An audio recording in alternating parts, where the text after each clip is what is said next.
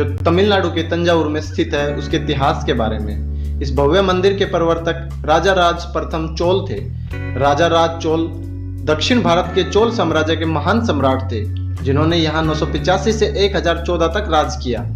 उनके शासन में चोलों ने दक्षिण में श्रीलंका तथा उत्तर में कलिंग तक साम्राज्य फैलाया। इस मंदिर का निर्माण 1003 से 1010 ईस्वी के बीच किया गया था। उनके नाम के कारण ही इसे राजराजेश्वर मंदिर का नाम भी दिया गया है। यह मंदिर उनके शासनकाल की वास्तुकला की एक श्रेष्ठ उपलब्धि है। तो चलिए आज हम बृहदेश्वर मंदिर के बारे में कुछ रोचक तथ्य जानते हैं। इस मंदिर के निर्माण में लगभग 1,30,000 टन ग्रेनाइट का उपयोग किया गया था, जबकि मंदिर के 100 किलोमीटर की दूरी तक ग्रेनाइट की कोई खदान मौजूद नहीं है। संसार में यह अपनी तरह का पहला और एकमात्र मंदिर है जिसे ग्रेनाइट से बनाया गया था। इसकी ऊंचाई लगभग 66 मीटर है और विश्व के सबसे ऊंचे मंदिरों में से गिना जाता है। मंदिर में अंदर जाने पर आपको गोपुरम के भीतर एक चौकोर मंडप बना हुआ दिखाई देगा। वहीं चबूतरे पर भगवान शिव की सवारी नंदी जी की मूर्ति भी है। इस प्रतिमा की लंबाई 6 मीटर, चौड़ाई 2.6 मीटर तथा ऊंचाई 3.7 मीटर है। देश में एक ही पत्थर से निर्मित नंदी जी की यह दूसरी सबसे बड़ी प्रतिमा है। मंदिर के सबसे ऊपर एक कुंभम यानी कि कलश बना है, जिसे केवल एक ही पत्थर से बनाया गया है और इसका वजन लगभग 80 टन है। गर्भ के अंदर 8.7 मीटर ऊंचाई का एक विशाल लिंग भी है।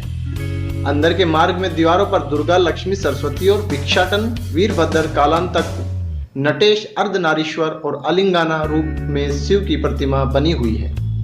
अंदर की ओर दीवार के निचले हिस्से में भित्ति चित्र चोल साम्राज्य के समय के उत्कृष्ट उदाहरण है। साल 1987 में यूनेस्को द्वारा इस मंदिर को विश्व विरासत स्थल भी घोषित किया जा चुका है।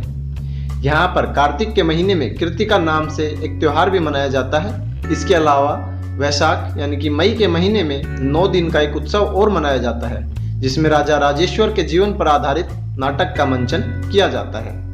भारतीय रिजर्व बैंक ने 1 अप्रैल 1954 को 1000 रुपए का नोट जारी किया था, जिस पर इस बृहदेश्वर मंदिर की भव्य तस्वीर को अंकित किया गया था।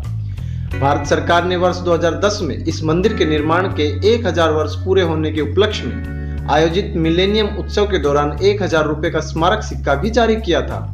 इस सिक्के का वजन 35 ग्राम है, जिसे 80% चांदी और 20% तांबे से मिलाकर बनाया गया था। इस सिक्के के एक तरफ सिंह स्तंभ चित्र के साथ हिंदी में सत्यमेव जयते भारत तथा धनराशि हिंदी तथा अंग्रेजी दोनों भाषा लिखी हुई है। वहीं सिक्के के दूसरी ओर राजा राज चोल प्रथम की तस्वीर बनी हुई है, जिसमें वो हाथ जोड़कर मंदिर में खड़े हुए हैं। इस मंदिर की एक और विशेषता यह भी है कि गोपुरम पिरामिड की आकृति, जो दक्षिण भारत के मंदिर के मुख्य द्वार पर स्थित होता है, की छाया जमीन पर नहीं गिरती है।